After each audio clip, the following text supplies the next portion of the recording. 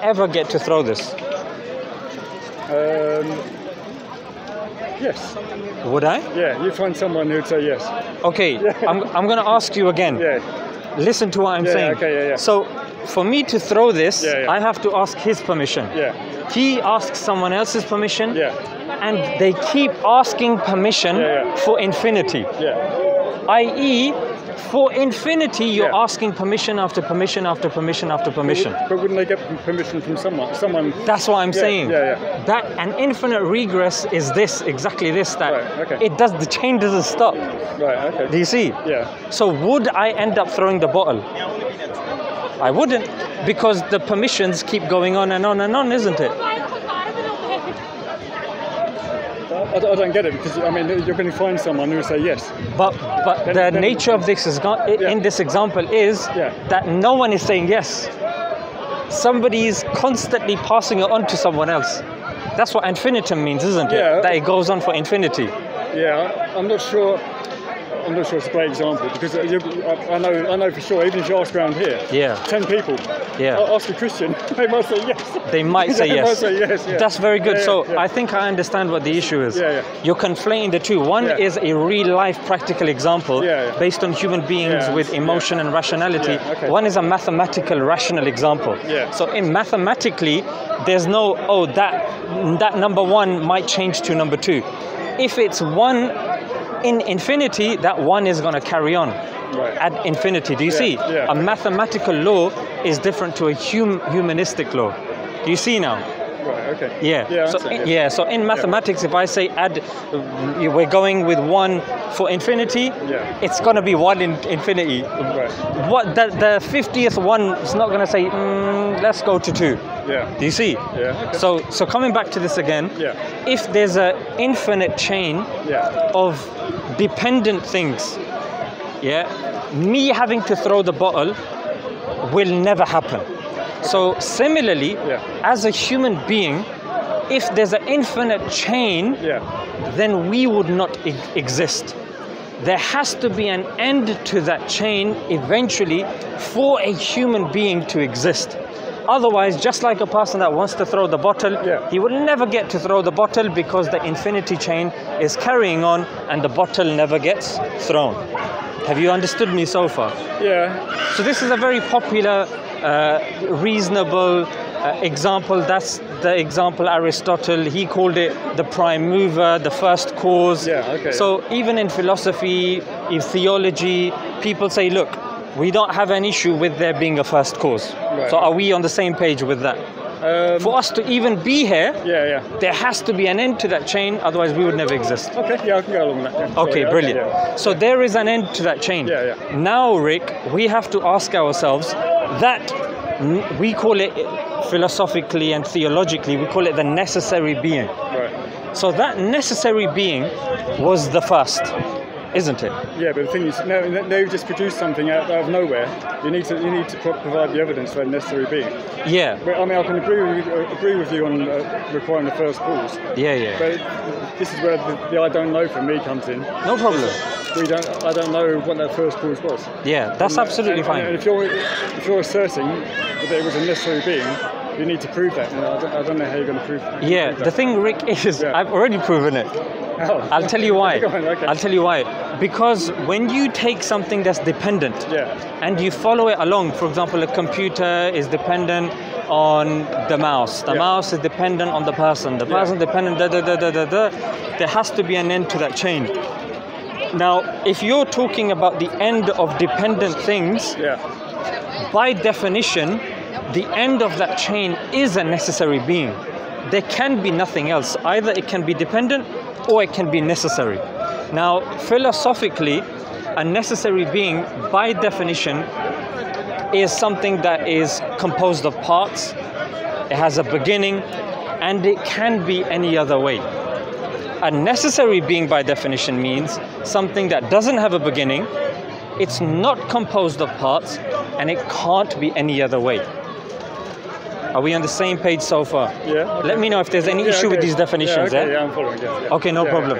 If you think it's too heavy, let me know. I'll switch on to something else. It's getting a bit heavy for me, I must admit. Okay, brilliant. So maybe I can switch it to causation. Right. Have you heard of the argument by causation? Yeah. Okay. Yeah. So what's your issue with the argument from causation? I don't really have an issue with it. I believe the universe had a cause. Okay, excellent. Yeah, okay. That's as far as I can go. Yeah. Yeah, excellent. Okay, yeah. So that's, I think, where these both arguments coalesce. Right. Whether you want to call it a first cause, a prime mover, a necessary being, that's what we're getting to. Yeah. So we have someone at the beginning. Right. Okay, so at the beginning presupposes there was nothing before it, correct? I mean, yes. In those terms, yes. Yeah, in those terms. Right, yeah. So, and it itself can't die or can't cease to exist. Otherwise, that being itself would be dependent or would be an effect. I don't see if there was a being like that. I don't understand why it couldn't die. Okay, interesting. Yeah. So there's a reason why I said a chain of dependent things. Yeah. Because when you go to a chain, that chain has to end. Yeah. It has to have a beginning. And then when it goes, it's like let's just take lineage. You are the son of your father, who's the son of his father, blah, blah, blah, blah. Yeah. Eventually, it has to get to that first being. Right. And that first being was the beginning. Yeah? Okay. So, I guess that's not a great example because as a human being, when it comes to something that's independent, if that independent being can cease to exist, it's not the beginning of the chain. That would mean that there was something before it because that itself can cease to exist. No, I don't see that. Okay. I don't see how just because something starts everything at off. The beginning, yeah. I don't understand how it can't cease to exist. Okay, yeah. That's a good point. Let me just remind you of the two definitions I gave you. Yeah, something that is dependent and something that is contingent, something that's dependent, and something that's necessary. Yeah, okay. So something that's contingent is it's made of parts. Yeah. It can be any other way, and it can cease to exist. Right. So that's the philosophical definition of something that's dependent. Yeah. Something that's necessary is it can't be any other way. Yeah. It's not composed of parts. Right. And it cannot cease to exist. Right. For it to be the necessary being. Otherwise, we just fall into it's a circular argument. Yeah. You say, oh, it can cease to exist, then that makes it a dependent thing. Do you see? Okay. Yeah. Well, I mean, that just gets me back to how did you get to the fact that there was this necessary being to start? Yeah. Why necessary? Yeah. So I'll tell you why. Okay, so I missed a few steps. So initially, what I normally ask is, I state there's three types of existence. Yeah. And correct me if I'm wrong or if you disagree with that. Yeah. So the three types of existence, number one, an impossible existence. Yeah, an impossible existence is like a squared circle. You know, it's not rational, it's not feasible. Yeah. And the second type of existence is something that is dependent. And the third type of existence is something that's necessary. So these are the three types of existences. Okay. Rick, I just have to say a word for this because I don't know about this. No problem. Yeah, okay. That's why, Rick, think logically. Out of these three, are there any other forms of existences that you think I've missed out?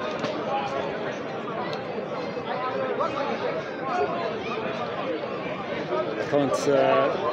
Unfortunately, because I've never heard this argument before, I can't get my head. Rick, don't worry about. Look, I'm going to be real with you. Yeah. Arguments. Yeah. You know, we can give a dime and a dozen arguments. Yeah. It's not about arguments. Yeah. Okay. It's about, Rick. The thing is, if something resonates with you, just go with it. Yeah. Like, we're not going to pin you down and say, "Oh, you've left as a Muslim now, Rick." You know what I'm saying? Course, so you have your own kind of way of thinking. You have free will. Yeah. What I'm saying is, just be honest to yourself. And just any question that I have, just think rationally and leave with any opinion you want. Yeah, There's no force upon you. I understand. Yeah, so I think what I'm trying to say is the fundamental thing that we all accept is that we exist. Yeah. That there is existence. Yeah. Okay. And you probably heard Descartes saying, I think, therefore I am. Yeah. And that's the bare bones of the matter. Yeah. So that's step one. Yeah, okay. Step number two is then, okay, we exist, there is existence. What type of existences are there? Okay, so something that is impossible, like a squared circle, something that itself depends on something, or something that doesn't depend on anything. And then, rationally and logically, philosophers have sat and they've said that makes absolute sense, and you're welcome to disagree. And you're welcome to say, no, there's another type of existence that you've missed out. That's where we've reached so far. I've never looked into this before. So when you're talking about impossible existence, I don't see that as a thing. I mean, do you see? Yes, I would agree with you, Rick. When I heard this, I said three types of existences. Now that third one, knock it out. Let's stick with the two. Something that's dependent. I'm happy. I'm happy to stick with the one, just knowing that we exist. No, but you're missing the point though. The three types of existences are: number one, impossible existence; number two, dependent, which is us; and something that is necessary. That's independent. Like, I'll give you an example. Something that we regard as necessary to us in our daily understanding would be mathematics. No, we can exist without mathematics. We still exist. No, but does mathematics rely on something else? Does it need you to say, okay, that's a triangle? If something is three-sided, that's a necessary fact, isn't it? It doesn't require something to, it doesn't rely on anything. It's not dependent on anything, that mathematical fact. I can't get my head around this, because obviously there was a time when someone would see a three-sided figure and they wouldn't call it a triangle. They'd have a different name for it. Yeah, very good. They'd call it by a different name, but it's still three sides. It's still 180 degrees. Do you see? On a flat plane. So whether someone's there, whether someone's not there, a triangle would always be a triangle, isn't it? So that's what feasibly we would regard as a necessary fact. Something that doesn't really rely on something else. So a necessary being is a existence that doesn't rely on anything else. And the thing, Rick, is logically and rationally, no matter what kind of argument we take, there has to be an end to that chain.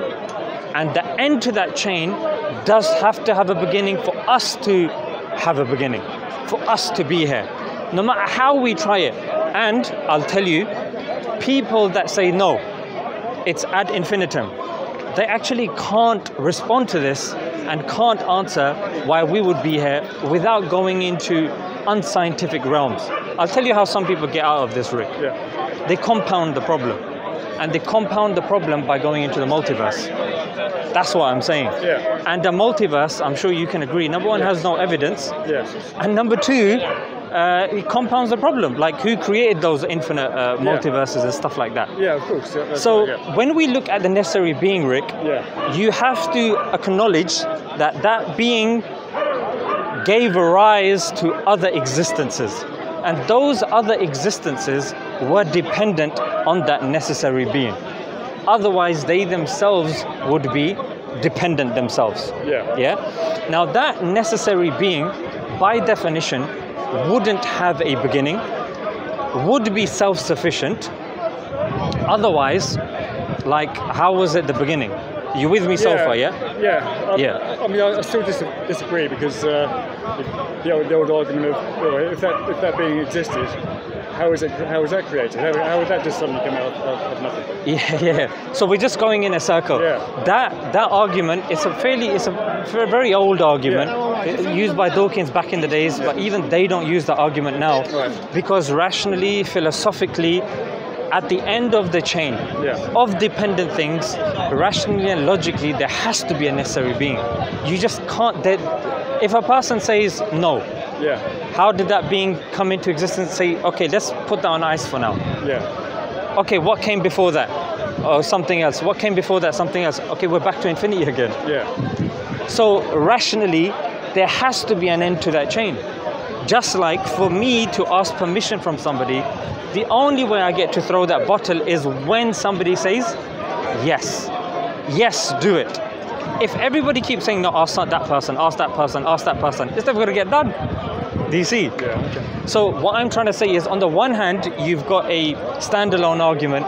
Oh, who created that being? Okay, that's a non-philosophical statement. If I answer it philosophically, unnecessary being is a philosophical answer. And Rick, what you're now doing is, what some people tend to do is when they think about the universe, they say, like, let me ask you, what would it take you to believe in a God? Evidence. Sufficient evidence. Yeah. Brilliant. Yeah. So you're saying evidence. Yeah. Give me an example of evidences that would satisfy you. It needs to be a lot of evidence because... an example of something that happens today and you go, Zishan. Yeah. It's Rick. Hey Rick, how's it going? I believe in God, mate. It would literally need Allah to suddenly appear above me in whatever form he wants, start screaming things at me, telling me here I am, and everyone else around to also see that as well. So we can discuss it after and see all the YouTube videos and all the people who have recorded it. There needs to be a lot of evidence. Okay, so the first thing that you've said is you would need visual evidence, yeah? Yeah, okay, yeah. Visual evidence, what is that thing that you're looking at? Describe it to me. What is it? So you're saying I'd have to look up and I'd have to see something. Okay. Describe what it looks like. It wouldn't. I don't even need to describe it. It could be anything, but just something that convinces me. I mean. Okay. So let's pin that down.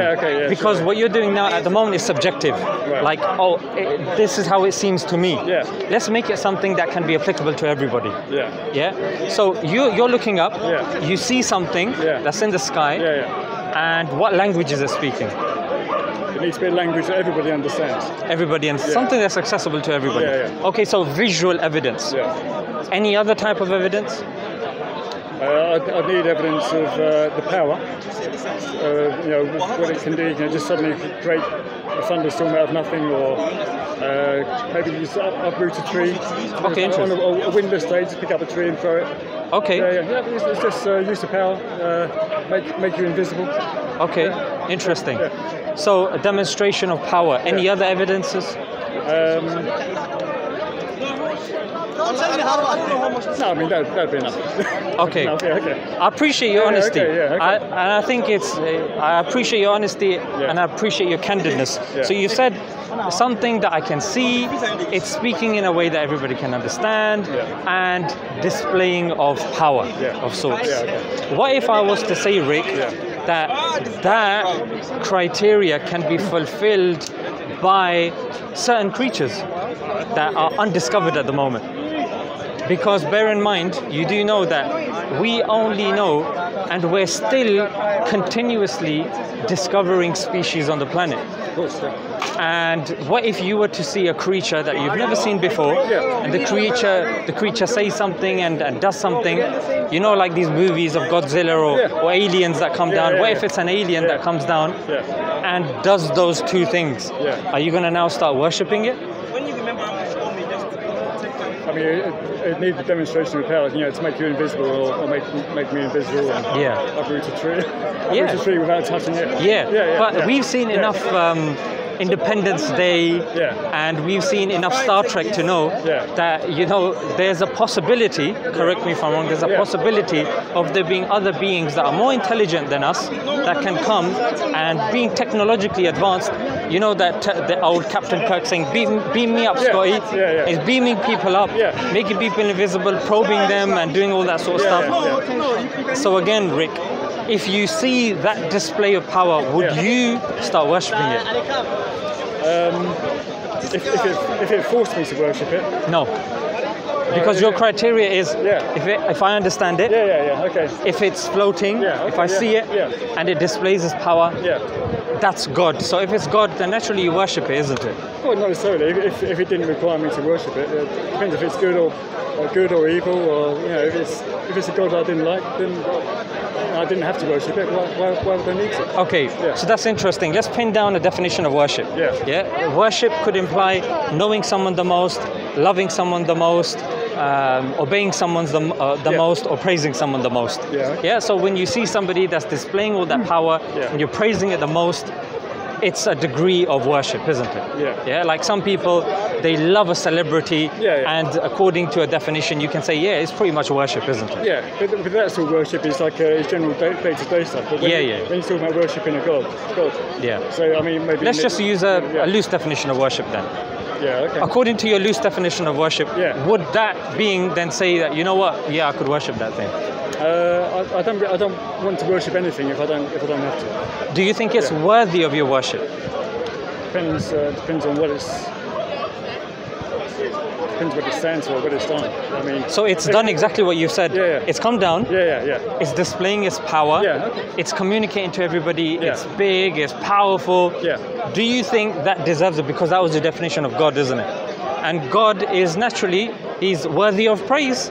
Because as Muslims, as theists, we believe God has created everybody, he maintains everything, sustains everything. Yeah. So if you're saying that that being fulfills your criteria, would you say that's enough criteria for me to say, okay, that's God for me? I mean, I could say there's God, but it's another question whether I need to worship it or not. No problem. Let's put worship on ice then. Okay, sure. Is that God to you?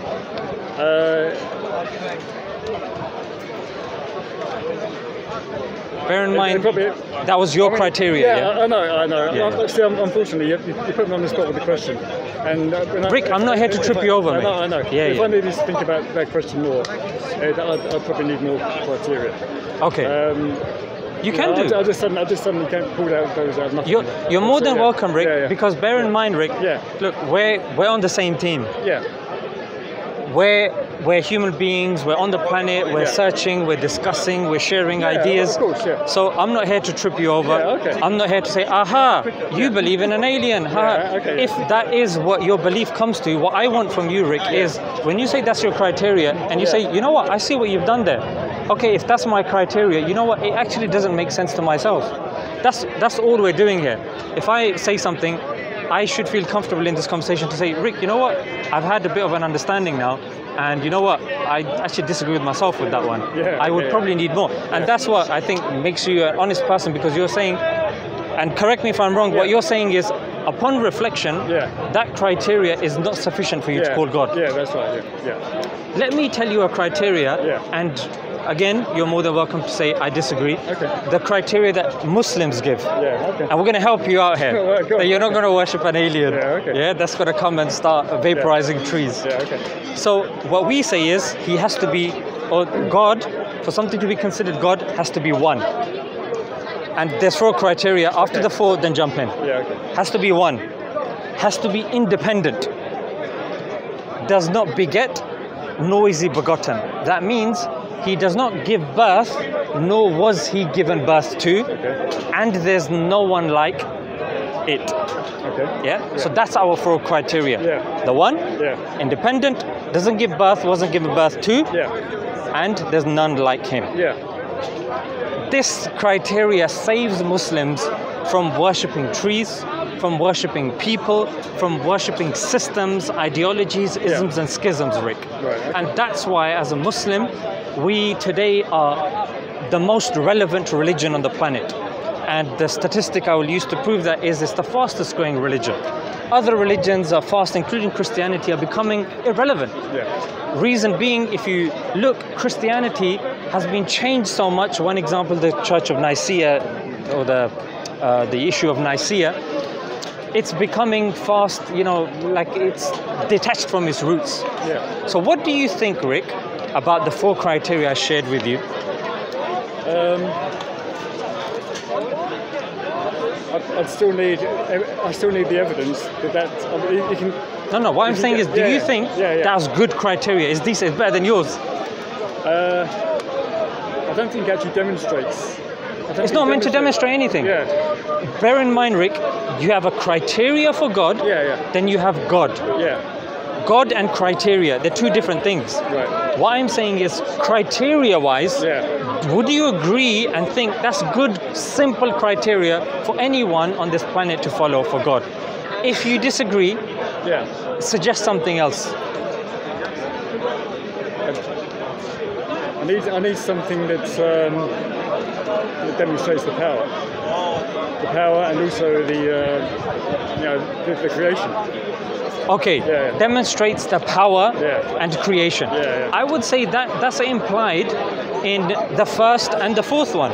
So in the first criteria, when it says he is one. Number two, sorry, the second one. He one God. Sorry, my mistake. Okay. The second one, independent. If something is independent, Rick, independent by definition means it doesn't require assistance or help from anybody. I.e., it is self-sufficient in terms of power, in terms of action, will, consciousness, you call it. So anything else? I don't know. This is I can see that. You find this interesting, though? Yeah, it's interesting. Yeah, it is. But it still goes back to the evidence for me. I just don't see the evidence. No problem. We'll come to the evidence. What I said initially, Rick, was so I've given two arguments. So one is called the contingency argument. It comes from dependency, the other one comes from causation, and then we dealt with philosophical discussions. But what I sensed from you, Rick, was you weren't vibing with philosophy that much. That's why I then took it to yourself and I said, Rick, what would constitute as proof to yourself? And then what was interesting was you gave me empirical evidence. You said that if I see something and if that thing displayed power, and what I said to you, Rick, was, with respect, I don't think that's enough. I think your criteria should be more stringent. So at the moment, we'll definitely get to proof, but what I'm saying is the criteria that you offered wasn't enough, and I think you agreed with that. Course, So what I would then say is there's different types of evidences. You have empirical evidence, which is scientific evidence. Which is, correct me if I'm wrong, is something that can be checked under a microscope, observed, repeated, by definition.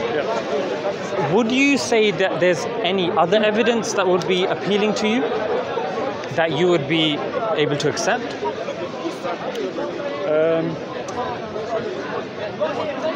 I think that the biggest thing, the biggest question to me is if this God exists and he's omniscient, all-powerful and all-knowing, he would know what would convince me. You don't think so? Would he know what would convince me? So why doesn't he convince me? Okay, that's a very good question. I don't want to go on a tangent. So that is the question along the lines of, why is there a test? Why is God testing us as opposed to giving us the answer and making us all believers? We'll just remind me of that. I definitely want to get to that, but that presupposes a God to begin with, isn't it? Well, I mean, it's my only answer because obviously I don't believe. That's one of the reasons why. The reason I don't believe is because of lack of evidence, and knowing that God, if he's omniscient, omnipotent, he would know what would convince me. That's why I don't believe. All right. That's one of the reasons why I don't believe. Okay, interesting. I'm not going to ask your age because you're probably a very young, handsome individual. So what I would say, Rick, is there's an assumption being made here. The assumption is I am going to stay in this condition till death. However, I would argue to you that what evidence can you provide me that you're not going to end up believing in a year's time, a week's time, a month's time? You can't. So I would argue that criteria, there's still a question mark. That God knows what's going to convince you, and God can still convince you, but you just don't know when that time is going to come. It happens. Exactly. So that can't be a criteria for not believing in God, because that can happen whenever. Well, it can be a criteria for right now, because he hasn't demonstrated himself. But the thing is, I'm sure you'll agree, evidence isn't something that is restricted to time. Evidence should be something that we can apply whenever. It's not like I do one experiment, I say I believe in God, I go home, do another experiment, God doesn't exist now. It has to be something that is objective. If I was to die right now, I'd die as a non-believer. because he hasn't consented. How do you know? Well, yeah, instantaneous, because in my mind, I don't believe. You don't believe yet. I would argue that if you're going to die, logically speaking, you're in speaker's corner. Yeah. The thing, Rick, is I'm going to take your stance. I'm going to take your stance, and I'm going to say we don't know. We don't know, and the fact that we don't know, we can't say a definite answer when we say I don't know. So if there's a possibility of you accepting Islam, I don't think you can give me a definite answer and say, yeah, I'm not going to believe. You can say I don't believe yet, but I don't think that's strong enough. Okay, no, I'm happy to say I don't believe yet. Yeah, brilliant. Because it means now, right now. Yeah, exactly. Yeah. Okay. Being honest. I'm happy with it. So, in terms of empirical evidence, so is there any other evidence? So let me say, look, there's empirical evidence. There's testimony. So I'm sure you'll agree when it comes to evolution. What you have learned about evolution, most of it is based upon people that you've heard, books that you've read. And when I say people that you've heard, they could be teachers, they could be professors. You haven't gone to excavation sites, and you haven't dug up the fossils, and you haven't done carbon dating. No, I haven't done that, but I've been to museums. You've been to museums? Yeah, I've seen fossils. But you haven't done the experiment yourself? No. Yeah. How much experimentation of evolution and Big Bang would you say that you've done percentage-wise? Percentage of what? Percentage-wise, like in terms of, let's just say, I would honestly say, in terms of experimentation, I've done less than 1%. What I done at secondary school with the microscope, you know, with the blurry images. I'm probably with you. Experimentation. Less than 1%. Yeah, I'd say so. So it's only from reading. So 99% of our evidence is based upon testimony. Documentaries, David Attenborough. BBC Bite Size, and Natural Geographic, and these books that we get from W.H. Smith. So would you say testimony as well? So that's what testimony is, what somebody has said. But it's backed up by a lot of evidence. Oh yeah, for sure. So like Professor so-and-so from Oxford, blah, blah, blah. So number one, you said empirical evidence. Number two, testimony. Would you say rational evidence as well? Logic? Sure. Would you say philosophical evidence?